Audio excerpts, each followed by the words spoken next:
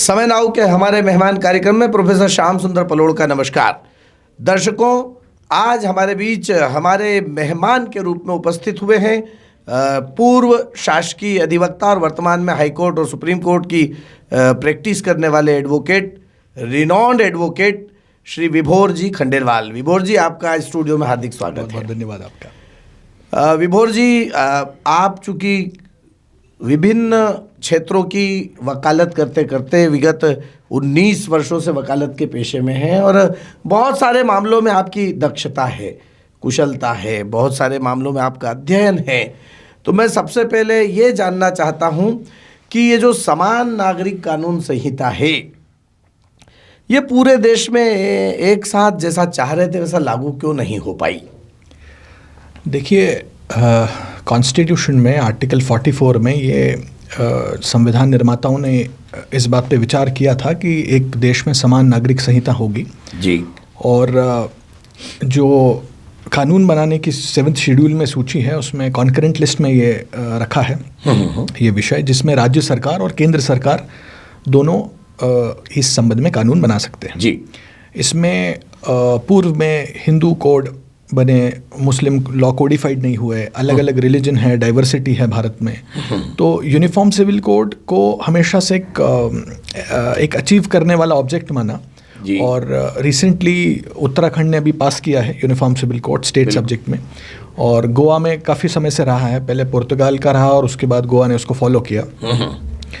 Uniform civil code जो civil rights हैं, विवाह से संबंधित हैं, मैरिज है, डिवोर्स है, तलाक से संबंधित, अडॉप्शन है, गार्जियनशिप है, या प्रॉपर्टी का सक्सेशन है जो फादर से बच्चों में आती है प्रॉपर्टीज, उनको रेगुलेट करने का एक कानून है जी, साधारण भाषा में।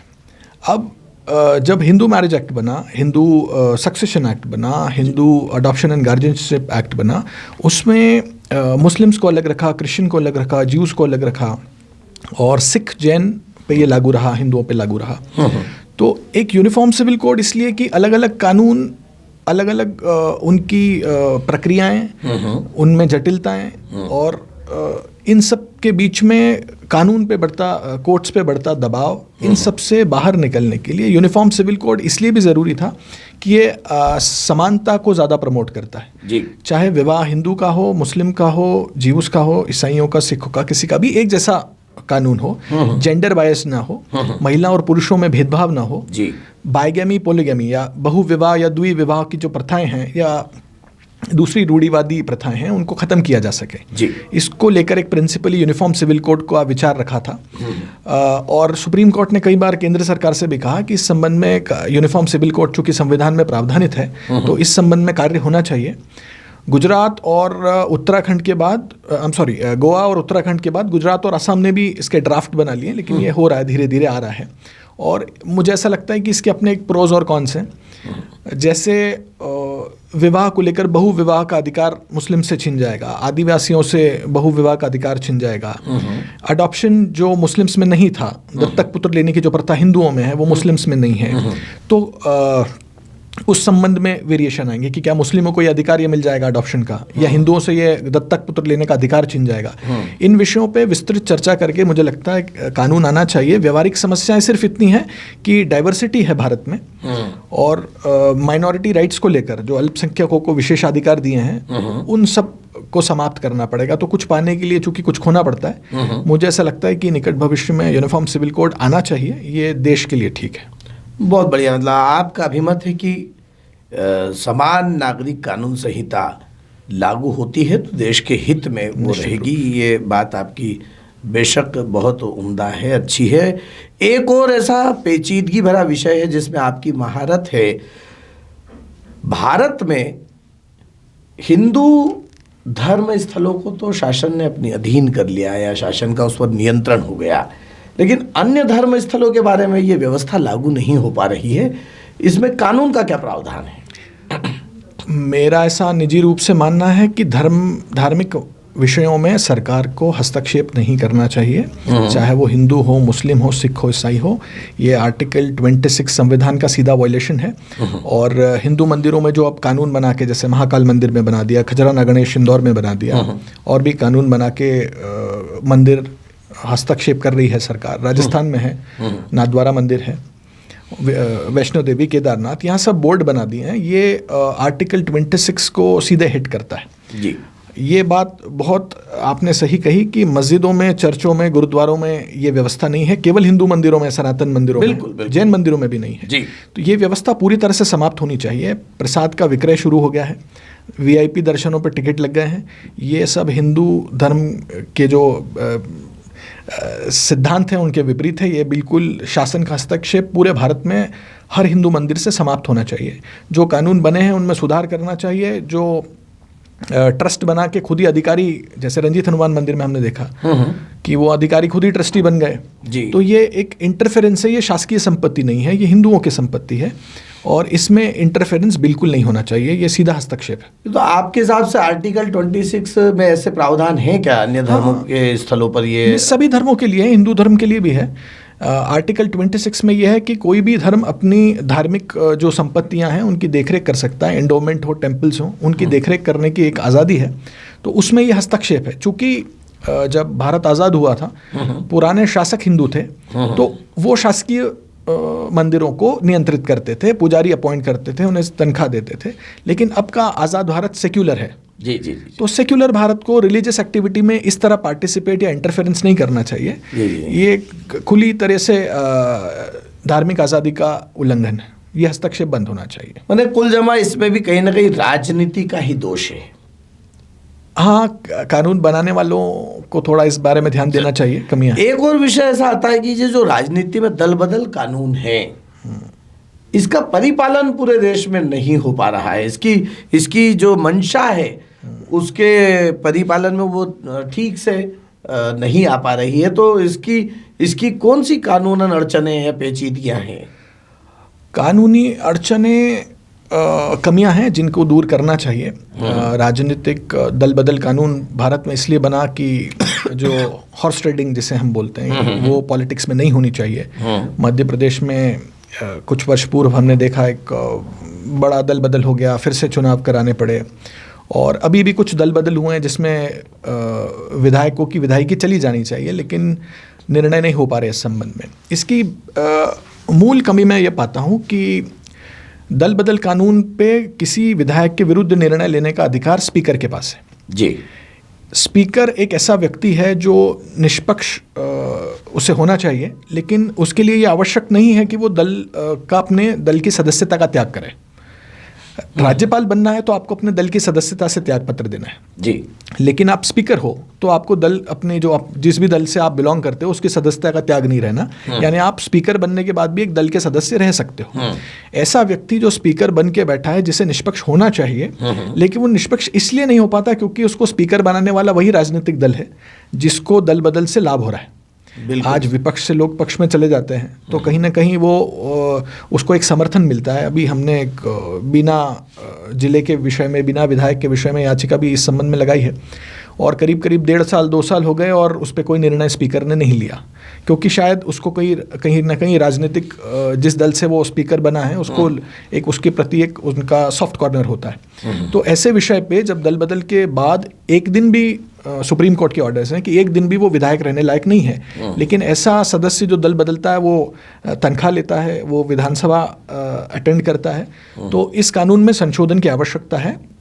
इस विषय में पहले भी सुप्रीम कोर्ट में आर्ग्यूमेंट हुए हैं, लेकिन मुझे ऐसा लगता है कि इस पर विचार किया जाना चाहिए कि स्पीकर के पास ये अधिकार नहीं होना चाहिए, या तो ये कोर्ट में रहे या राज्यपाल के पास है या अन्य कोई व्यवस्था। आपके मतानुसार स्पीकर से ये अधिकार छीन कर निश्चित रूप से न्यायालय की तरफ जाना चाहिए, निश्चित रूप से किसी भी तरफ, एक अनबायस्ड, पृथक उसका कोई बिल्कुल। एक और विषय बड़ा मौजूद है, चूँकि उसमें भी आपने काफ़ी उसमें काम किया है, कानून में काफ़ी आपने प्रयास किया है। भारत में गाय को राष्ट्रमाता का दर्जा आज तक नहीं मिल पाया, जबकि गाय हमारे यहाँ बहुत पूजनीय है। गाय के प्रति हमारी बहुत श्रद्धा है, आस्था है, और गाय को हम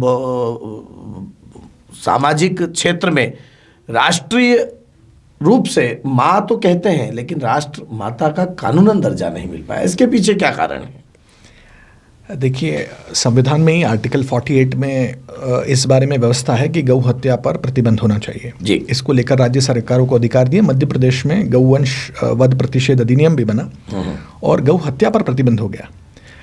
दूध हमें चाहिए, पनीर चाहिए, घी चाहिए, लेकिन गाय सड़कों पे नहीं चाहिए। गोबर से हमें परेशानी होती है। मैं कई मंदिरों से जुड़ा हूँ जहाँ दिन भर गाय को बंद रखते हैं और रात को कुछ घंटे के लिए खोलते हैं तो वो 8-8 फीट उछलती हैं खुशी में।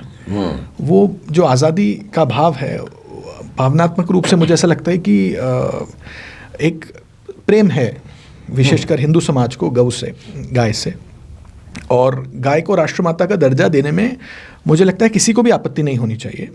इसको लेकर एक छोटा सा संशोधन या तो एनिमल प्रोटेक्शन एक्ट में हो जाए, animal protection from cruelty act में हो जाए, चूँकि वाइल्ड लाइफ नहीं है, डोमेस्टिक है, और या फिर अलग से नोटिफिकेशन, जैसे 1872 के आसपास टाइगर को हमने नेशनल एनिमल बना दिया जी। पहले एशियाटिक लायन था, बाद में हमने उसको बंगाल टाइगर को नेशनल एनिमल कहा। ऐसे ही राष्ट्रमाता का दर्जा देना कोई बहुत बड़ा कार्य नहीं है, लेकिन अनफॉर्चुनेटली पिछली कई सरकारों ने इस ओर ध्यान नहीं दिया। चूँकि ये भावनात्मक विषय है, हो जाना चाहिए था। गौ हत्या पर प्रतिबंध होना पूरा कानून नहीं है, लेकिन राष्ट्रमाता मिलने से वो भावना। हिंदू धर्म में गाय बहुत पूजनीय होती है और अभी जो वर्तमान सरकारें हैं, ऐसी मान्यता है कि वो हिंदू धर्म के अधिकारों के संरक्षण के लिए काफ़ी सजग है और सक्रिय भी है। तो फिर तो उम्मीद की जा सकती है, तो क्या पृथक से इस बारे में कोई प्रावधान या ऐसी कोई ध्यान लाने वाली मुझे ऐसा लगता है ध्यान तो होगा ही सरकार का, चूँकि मांग अनेक धर्मों से आती है और कोई बाधा, कानूनी बाधा इसमें नहीं है, केवल एक इच्छा शक्ति का विषय है। लेकिन काउ स्लॉटर एक ऐसी चीज़ है जिसको सरकारें रिकॉग्नाइज नहीं करती। पैसा लेना अच्छा लगता है, बिजनेस करना अच्छा लगता है, लेकिन ये भावनात्मक विषय से ज़्यादा कमर्शियल है, इसलिए शायद अभी तक राष्ट्रमाता का दर्जा नहीं मिला, लेकिन उम्मीद करता हूँ निकट भविष्य में मिलेगा। जी जी जी। अभी आपने समान नागरिक कानून संहिता के विषय में जब बात कर रहे थे, तब एक बहुत अच्छा मुद्दा आपने आदिवासियों के बहुविवाह या इसको लेकर भी आपने उठाया। तो भारत में आदिवासी हिंदू है या नहीं, इस बारे में क्या कानूनी राय है आपकी? कानून में हिंदू मैरिज एक्ट बना, Hindu succession act, Hindu adoption and maintenance act, इनमें इन सभी कानूनों से आदिवासी को बाहर रखा है जी। विशेष प्रावधान है कि ये कानून जो सिख पे है, जैन पे है, बौद्ध पे है, अन्य धर्मों पे है, वो आदिवासियों पे लागू नहीं होंगे। तो इन कानूनों को जब हम पढ़ते हैं तब ऐसा लगता है कि आदिवासी हिंदू नहीं है जी। लेकिन एक सिविल राइट्स प्रोटेक्शन एक्ट बना, उसमें विशेष रूप से सेक्शन 3(4) के लिए आदिवासियों को हिंदू मान लिया। तो अलग अलग अधिनियम में अलग अलग व्याख्याएं हैं।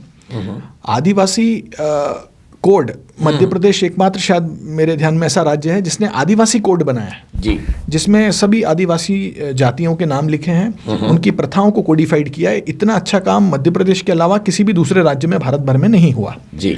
तो उस कोड को लागू नहीं किया, उस कोड को नोटिफाई नहीं किया, लेकिन हाँ उसको मान्यता दी है। कोर्ट उस पर रिलाई कर सकती है क्योंकि वो परंपराएं रिटायर्ड हाईकोर्ट जजेस ने कोडिफाइड की हैं। तो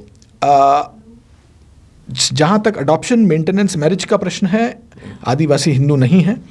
और जहाँ सिविल राइट प्रोटेक्शन एक्ट की बात आती है वहाँ आदिवासी हिंदू हैं जी। तो इस संबंध में क्लैरिफिकेशन मुझे ऐसा लगता है संसद को और विधानसभा को इस विषय पर और करना चाहिए जी। बहुत अच्छी बात आपने बताई। एक और मौजूदा कई मामलों को देखकर या समय समय पर देखकर ऐसा लगता है कई जनहित के मामले संज्ञान में आते हैं, और चूंकि आप वकालत के पेशे से जुड़े हुए हैं तो जनता ये जानना चाहती है कि क्या जनहित के मामलों पर वकीलों को स्वस्फूर्त ऐसी जनहित याचिकाएं लगाई जानी चाहिए ताकि जिससे जनहित की सुरक्षा की जा सके। इसमें आपका क्या अभिमत है? नहीं, देखिए, अभिभाषक एक ऐसा वर्ग है जो हमेशा से सोशल कॉजेज़ के लिए आगे आता रहा है। अभी रिसेंटली आपने देखा होगा इंदौर में कुछ दूषित पानी पीने से कुछ मृत्यु हो गई, कुछ दुर्घटनाएं हो गई, कुछ व्यक्ति बीमार हो गए। और मध्य प्रदेश बार काउंसिल के वो जो चेयरमैन हैं रितेश नानी, उन्होंने भी शायद इस पे उन्होंने लगाई है, हमारे भाई मनीष यादव ने लगाई है। तो जनहित याचिकाओं को लेकर वकील एग्रेसिव रहते हैं जी जी। और BRTS को लेकर अजय बागड़िया जी ने लगाई है और मेरे साथी हैं दूसरे, तो वकील एक्टिव रहते हैं जनहित याचिकाओं में, लेकिन एक मुझे ऐसा लगता है कि वकीलों के अलावा आम जनता को भी इसमें रुचि लेनी चाहिए, जहां उनके अधिकारों का विषय है। मदद तो वकील की लेना पड़ेगी। हाँ, लेना पड़ेगी, और मुझे ऐसा लगता है वकील मदद के लिए हमेशा तैयार भी रहते हैं, पूरा वर्क तैयार रहता है, बिना फीस के ज़्यादा मेहनत करके जो ऐसे जनहित से जुड़े विषय हैं उनमें एक्टिवली पार्टिसिपेट करते हैं। लॉयर करते रहे हैं, पहले भी हमारे कई सीनियर्स बार के रहे हैं जिन्होंने बहुत अच्छा काम किया है, और पब्लिक इंटरेस्ट लिटिगेशन इंट्रोड्यूस होने के बाद सुप्रीम कोर्ट से एक ऐसी दिशा में काम होना शुरू हुआ है जिससे वाकई जनहित के कई विषयों पर कोर्ट का संज्ञान हुआ है। BRTS हटा, जो एक मुश्किल समय था, अभी मेट्रो ट्रेन को लेकर भी जनहित याचिकाएं पेंडिंग हैं। तो ऐसे कई विषय हैं, मेडिकल दवाइयों को लेकर या अन्य विषय हैं जिनको लेकर वकील एक्टिव रहते हैं। हमारे महापौर भी सौभाग्य से वकील ही हैं। तो मुझे ऐसा लगता है कि इस वर्ग ने बहुत सोशल कॉज में काम किया है और हमेशा तत्पर रहते हैं। लोग आना चाहें तो हमेशा सभी का स्वागत है। एक बड़ा संवेदनशील मामला है, विषय है, जजेस के ट्रांसफर में ये जो राजनीतिक हस्तक्षेप होता है, इस बारे में आपका क्या अभिमत है? इससे काम तो प्रभावित होता ही होगा, तो आपका क्या मानना है? निश्चित रूप से प्रभावित होता है, और जुडिशियल इंडिपेंडेंस से किसी तरह का कॉम्प्रोमाइज़ नहीं होना चाहिए। कोई भी सरकारें हों, चाहे जजेस की नियुक्ति का विषय हो या जजेस के स्थानांतरण का विषय हो या और कोई विषय हो जो जुडिशरी से संबंधित हैं, जुडिशियल इंडिपेंडेंस से किसी तरह का कॉम्प्रोमाइज़ नहीं होना चाहिए। एक हाल ही में एक हाईकोर्ट जज साहब का स्थानांतरण प्रदेश से बाहर हुआ था, और उसमें केंद्र सरकार का एक टिप्पणी आई थी और उस पे संज्ञान लेते हुए कोर्ट ने ट्रांसफ़र किए हैं। तो इस तरह की व्यवस्थाएं कोर्ट में नहीं होनी चाहिए, और न्यायपालिका की जो स्वतंत्रता है उससे किसी प्रकार का छेड़छाड़ ये देश के लिए ठीक नहीं है, न्यायपालिका के ठीक नहीं है, आम लोगों के लिए ठीक नहीं है। क्योंकि अगर जज निडर होकर, निष्पक्ष होकर न्याय नहीं कर पाएगा, और वो पोस्ट रिटायरमेंट जो बेनिफिट मिलते हैं, रिटायरमेंट के बाद नियुक्तियां हैं, या उनके ट्रांसफर्स में अगर सरकार हस्तक्षेप करने लग गई, तो ये देश की न्यायपालिका की निष्पक्षता के लिए या स्वतंत्रता के लिए ठीक नहीं है। मैं निजी रूप से मानता हूँ कि ऐसा कोई इंटरफेरेंस नहीं होना चाहिए। विभोर जी, पूरे भारत में, पूरे दुनिया में भारत ऐसा देश है जहां जज की नियुक्ति जज द्वारा की जाती है। आपको क्या लगता है, इससे कोई भाई भतीजावाद पनपने की संभावनाएं नहीं होती है? भाई भतीजावाद तो सभी क्षेत्र में है। मैं इसको एक्सेप्ट करने में ज़रा भी संकोच नहीं करूँगा कि न्यायपालिका में भी कुछ हद तक इससे प्रभावित है न्यायपालिका भी। लेकिन होता क्या है कि एक ही परिवार के कई लोग वकील होते हैं और एक ही ऑफिस से निकले हुए होते हैं। तो जिसका आपने काम देखा है, जिसकी ईमानदारी देखी है, जिसकी मेहनत देखी है, देखा परखे आदमी पे आप ज़्यादा भरोसा करते हैं। तो उसको भाई भतीजावाद भी कह सकते हैं, या एक जाने पहचाने व्यक्ति को जिसका काम, जिसकी मेहनत आपने देखी, उस पर ज़्यादा भरोसा कर पाना। तो भाई भतीजावाद सभी जगह है, लेकिन हाँ, एक जिस पे आप विश्वास कर सकें, जिसको आप निजी रूप से जानते हैं, अनजान व्यक्ति को जज बनाने से बेहतर है कि आपने जो, जैसे मैं बार का सदस्य हूँ, निजी रूप से मैं जानता हूँ कि कौन कौन अच्छे लोग अच्छा काम कर रहे हैं, चाहे वो मेरे ऑफिस के हों ना हो, मेरे रिश्तेदार हों ना हो, लेकिन हमें पता होता है कौन अच्छा काम कर रहा है। ऐसे व्यक्तियों को आगे बढ़ाना, जज बनाना, ये अच्छा कार्य होता है। लेकिन कोई मेरा रिश्तेदार है तो ये उसका अवगुण नहीं हो सकता, ये एक उसकी कमी नहीं हो सकती कि केवल इस आधार पर उसको जज न बनाएं कि वो हमारा रिश्तेदार है। तो दोनों पक्ष हैं, भाई भतीजावाद एक अपनी जगह है, लेकिन हाँ, जुडिशरी में अच्छे न्यायाधीश बने, देखे परखे लोग आएँ, केवल इस आधार पे ना आ जाएं कि वो किसी के रिश्तेदार हैं, लेकिन गुणों के आधार पर, उनकी क्वालिफिकेशंस के आधार पर आते हैं, तो उनके लिए रिश्तेदारी एक बाधा नहीं बननी चाहिए, ऐसा मेरा मानना है। जाते जाते विभोर जी, मध्य प्रदेश के ऐसे युवा जो वकालत के पेशे में आना चाहते हैं, वकालत के पेशे को स्वीकार करना चाहते हैं और यहाँ आकर वो देश में कुछ अच्छा करने की मंशा रखते हैं, उनके लिए आप क्या संदेश देना चाहेंगे? मैं मेरे सभी युवा साथियों को, अभिभाषकों को ये कहूँगा कि मेहनत का कोई सब्स्टिट्यूट नहीं है। और पूरी मेहनत से निडर होकर वकालत करें। ये पेशा ऐसा है जहाँ डर का कोई स्थान नहीं है। ज़्यादा से ज़्यादा पढ़ें, कानून पढ़ें, लेटेस्ट कानून से, जजमेंट से खुद को अपडेटेड रखें और खूब मेहनत करें ईमानदारी से। यहाँ बहुत वैक्यूम है प्रैक्टिस में। लॉ फर्म में बच्चे जा रहे हैं, कमर्शियल कॉरपोरेट लॉ में जा रहे हैं, लेकिन वकालत एक ऐसा पेशा है जिसमें शुरुआती दौर में थोड़ा स्ट्रगल ज़रूर होता है, लेकिन भविष्य बहुत अच्छा है। अगर आप मेहनत और ईमानदारी से काम कर रहे हैं तो मुझे ऐसा लगता है इससे अच्छा प्रोफेशन कोई भी नहीं है दूसरा। तो दर्शकों, ये थे बहुमुखी प्रतिभा के धनी और अपनी वाक पटुता के लिए, अपनी बेबागी के लिए, अपने शब्दों से लोगों को आकर्षित और सम्मोहित करने की कला के लिए जाने जाते हैं ऐसे सुप्रसिद्ध अधिवक्ता, और जो सरकारी क्षेत्र में भी रहे हैं वर्षों पहले, ऐसे श्री विभोर खंडेलवाल आज हमारे बीच उपस्थित हुए। मैं समय नाउ परिवार की ओर से विभोर जी आपका हार्दिक आभार व्यक्त करता हूँ। थैंक यू, बहुत बहुत धन्यवाद। प्योर श्योर दूध और घी, माँ के प्यार सा, मिलावट से दूर, भरोसे से भरपूर, प्योर भी श्योर भी।